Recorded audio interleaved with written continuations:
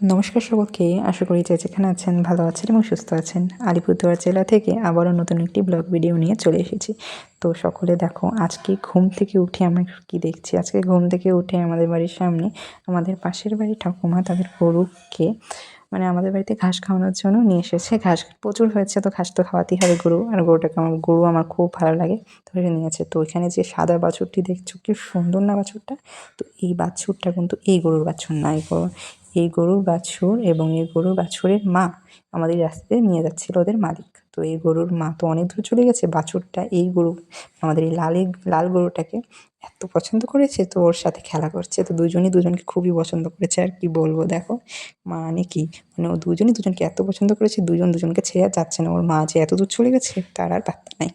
তো যাই হোক, সকালবেলা দেখতে বেশ ভালো লাগলো, আর বাচ্চাটাকে অনেক সুন্দর লাগলো, বেশ ভালো লাগছে। আমরা বলছি মার কাছে যেতেও চায় না, তারপরে ওর মালিককে ছেলে এসে নিয়ে গেছে। দেখো বাচ্চাটা কি সুন্দর, ওই নিয়ে গেছে।